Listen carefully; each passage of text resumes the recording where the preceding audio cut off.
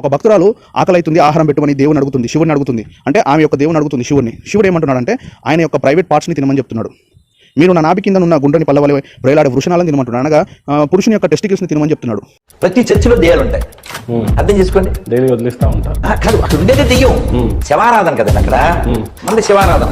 శివం అంటే శివుడు సృష్టి చేయలేదని బ్రహ్మ మీద కోపంతో తన అంగాన్ని తానే ఊడపీక్కున్నాడు. అయితే పద్మపురాణము సృష్టికాండ 31వ అధ్యాయము 31st చాప్టర్ అండి. 126, 127 శ్లోకాలను మనం గమనిస్తే 31వ అధ్యాయము 126, 127 పద్మపురాణము సృష్టికాండ. శివుని దగ్గరికి ఇప్పుడు చాలామంది శివరాత్రి ఆచరిస్తారు కదా, మరి శివుడి దగ్గరికి ఒక భక్తురాలు వస్తారు. ఆమె పేరు ఏంటంటే శివదూతి. సో ఆ భక్తురాలు వచ్చి శివుడిని ఏం కోరుకుంటుంది అంటే ఒక వరం ఇవ్వమని కోరుకుంటుంది. శివుడు అంటాడు, నీకు ఏం వరం కావాలమ్మా అని అడిగితే, నాకు ఆకలిగా ఉంది, నాకు ఆహారం కావాలి అని చెప్పి శివుని అడుగుతుంది. అప్పుడు శివుడు ఒక మాట అంటాడు, చూడండి, నేను పైనుంచి చదువుతున్నాను చూడండి. భక్తురాలు శివుడిని ఏం అడుగుతుందంటే, నాకు ఆకలిగా ఉంది, దయచేసి ఆహారం పెట్టు అని అడుగుతున్నప్పుడు శివుడు ఏ విధంగా మరి ఆమెకు బదులిస్తున్నాడో చూడండి. శివుడు ప్రకాశముగా ఆలోచించి, హాస్యమునకు చెప్పుచున్నానేమో అని భావించవద్దు, అపూర్వమైన రుచి గలది నేను వడ్డిస్తాను అన్నాడు. శివుడు ఏమంటున్నాడు, నేను ఇప్పుడు వడ్డించేది ఆశ్చర్యకరంగా ఉంటుంది, దాన్ని నవ్వుకోవద్దు లేదా దాన్ని అపహసించొద్దు, నేను ఇప్పుడు నీకు ఆశ్చర్యకరమైనది వడ్డిస్తాను అని చెప్పి శివదూతి అయిన భక్తురాలితో శివుడు అంటున్నాడు. ఆ భక్తురాలికి ఆకలి కలిగింది, శివుడిని ఆహారం పెట్టమని అడిగితే శివుడు ఏం ఆహారం పెడతాడో చూడండి. శ్లోకంతో పాటు పెట్టాను చూడండి. మీరు నా నాభి క్రిందనున్న గుండ్రని పల్లవలే వ్రేలాడే వృషణాలను తిందురుగాక, అది మీకు తృప్తి కలిగిస్తుంది అని అన్నాడు. ఒక భక్తురాలు ఆకలైతుంది, ఆహారం పెట్టుమని దేవుని అడుగుతుంది, శివుడిని అడుగుతుంది. అంటే ఆమె యొక్క దేవుని అడుగుతుంది శివుడిని. శివుడు ఏమంటున్నాడంటే ఆయన యొక్క ప్రైవేట్ పార్ట్స్ని తినమని చెప్తున్నాడు. మీరు నా నాభి కిందనున్న గుండ్రని పల్లవలే వ్రేలాడే వృషణాలను తినమంటున్నాడు. అనగా పురుషుని యొక్క టెస్టికల్స్ని తినమని చెప్తున్నాడు. మరి ఇది నా నోటి నుంచి నేను అనట్లేదండి, ఇది చదవాలంటే కూడా నాకు జుగుప్సకరంగా ఉంది. కానీ ఏం చేయమంటారు, సత్యం తెలుసుకోవాలి ప్రజలు, సత్య మార్గాలు నడవాలి. తెలుసుకునే వాళ్ళు తెలుసుకుంటారు, తెలుసుకునే వాళ్ళు లైట్ అని చెప్పి లైట్ తీసుకుంటారు. మరి వారి కొరకు కాదు నేను చెప్పేది, సత్యం కొరకు నిలబడే వారి కొరకు, సత్యము కోసం అన్వేషిస్తున్న వారి కొరకు ఈ విషయం నేను చెప్తున్నా. మరి ఒక పురుషుని యొక్క ప్రైవేట్ పార్ట్స్ని తినమని శివుడు చెప్తున్నాడు. శివుడు ఏమంటున్నాడు అంటే, నా యొక్క వృషణాలను నేను నీకు ఇస్తా అంటున్నాడు. అంటే శివుని యొక్క ప్రైవేట్ పార్ట్స్ని భక్తురాలికి సమర్పించి అవి తినమని చెప్తున్నాడు. శివుడు యొక్క ప్రైవేట్ పార్ట్స్ భక్తురాలికి ఎట్లా ఇస్తాడండి ఆయన? మరి అది మీకే, మీ విజ్ఞతకే నేను వదిలేస్తున్నాను వీక్షిస్తున్న వీక్షకులు. అదేవిధంగా చూసినట్లయితే urine is a patent remedy and drink of the god. ఇక్కడ చూడండి, అథర్వణ వేద 6:44-3లో శివుడు యొక్క మూత్రము అంట, అది ఒక మెడిసిన్ అంట. శివుని యొక్క మూత్రము అదొక రెమెడీ అంట. ఇక్కడ చూడండి, thou art the urine of Rudra the navel of Amrita అని చెప్పి ఇక్కడ చూడండి. శ్లోకం అండర్లైన్ కూడా చేసి పెట్టాను, చాలామంది శ్లోకాలు అడుగుతారు కదా. రుద్రస్య మూత్రం అనుంది, నేను చదువుతున్నాను చూడండి.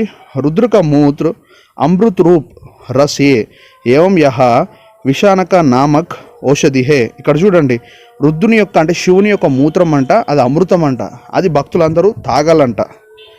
మరి పైనేమో భక్తురాలికి శివుని యొక్క వృషణాలను శివుడు ఇచ్చాడు, అంటే నా వృషణాలను తినమని చెప్పి శివుడు ఇచ్చాడు.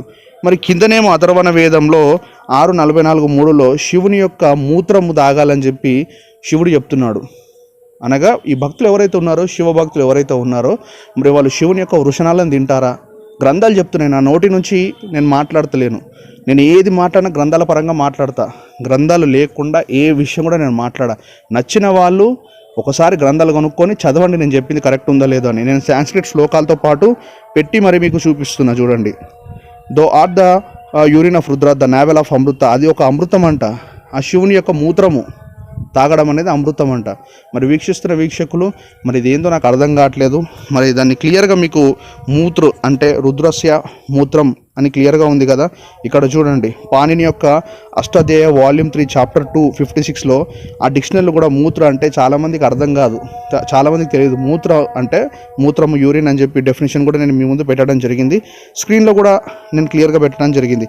అదేవిధంగా అథర్వణ వేద 6:57లో కూడా క్లియర్గా ఉంది చూడండి. శివుని యొక్క మూత్రము గలాష, అదొక పాటెంట్ రెమెడీ అని చెప్తున్నారు. అంటే ప్రతి రోగానికి అదొక ఏమంటారు, విరుగుడు అంట శివుని యొక్క మూత్రము.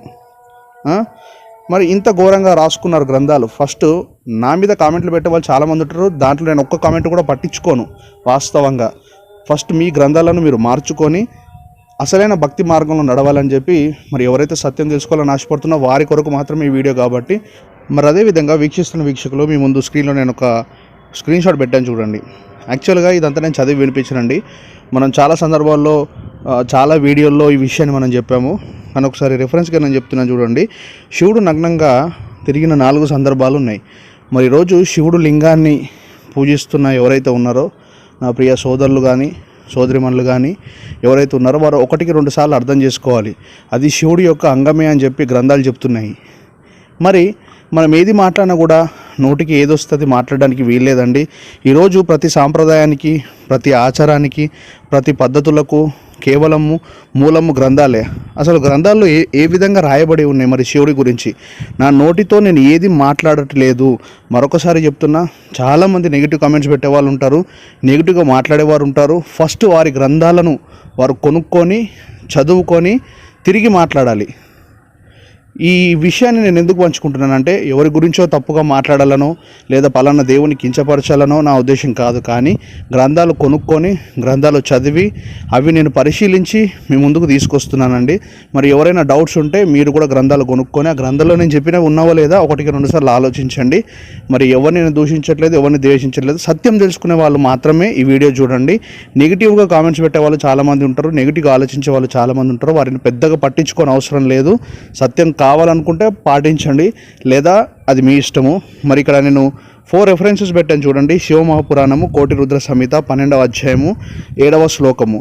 అదేవిధంగా శ్రీమద్ భాగవతము 4th క్యాంటో అంటే 4th పుస్తకము 2వ అధ్యాయము 13 నుంచి 18 శ్లోకాల వరకు. మరి శివపురాణము మరి 29వ అధ్యాయము గీత గోరఖ్పూర్ ప్రెస్లో కూడా ఉంది. అదేవిధంగా ప్రథమ స్కందము అనగా దేవి భాగవతం ప్రథమ స్కందము అధ్యాయం 11వ అధ్యాయము శ్లోకం 86 నుంచి మనకు శివుడు మరి ఎక్కడెక్కడ నగ్నంగా కనబడ్డాడు, ఎవరి ముందు నగ్నంగా కనబడ్డాడు అని ఒక 4 సందర్భాలను నేను మీ ముందు పెట్టడం జరిగిందండి. యాక్చువల్గా ఈ స్క్రీన్ షాట్ నాకు రావడం జరిగింది. సో వీటిని నేను చాలా సందర్భాల్లో మన ఛానల్లో ఉన్నాయి, చాలా సందర్భాల్లో నేను వీటి గురించి నేను మాట్లాడడం జరిగింది. సో ఈ విషయాన్ని మరి వీక్షిస్తున్న వీక్షకులు గమనించాలని నేను మనవి చేస్తున్నాను.